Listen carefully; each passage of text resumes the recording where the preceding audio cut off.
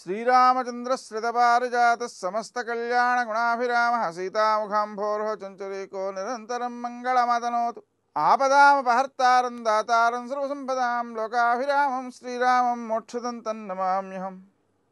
నేటి కాలమాన విశేషాలను గమనిద్దాం.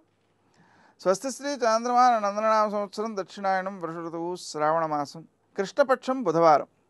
సూర్యోదయం 6:01, సూర్యాస్తమయం 6:43.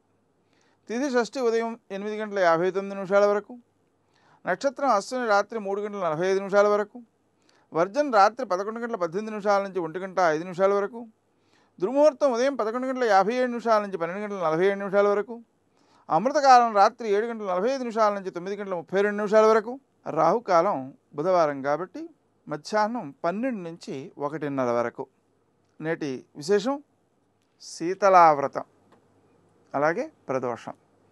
ప్రదోషం కావడం వలన సాయంకాలం సూర్యాస్తమయం నుంచి 1:12 సమయంలో శివుణ్ణి ఆరాధించడానికి వినియోగించుకోవడం చాలా మేలు చేస్తుంది. ఆరోగ్యాన్ని, ఐశ్వర్యాన్ని, అపమృత్యు దోష నివారణను కూడా కలిగిస్తూ ఉంటుంది.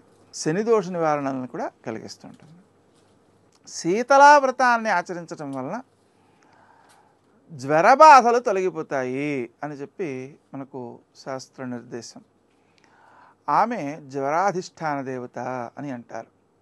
ఆ కావడం వల్ల ఆమెను ఆరాధించడం వలన పిల్లల్లో జ్వరాలు రావడం అనేటువంటి దోషాలు తొలగిపోయి ఆరోగ్యవంతమైన జీవనాన్ని గడుపుతారు. నేటి ఆణిముత్యం.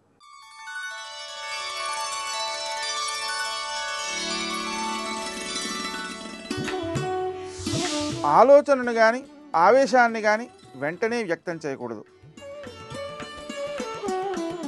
ఎందుకు పుట్టాడో, ఎందుకు బ్రతుకుతున్నాడో తెలియని ఏ మనిషి అయినా నడిచే శవమే.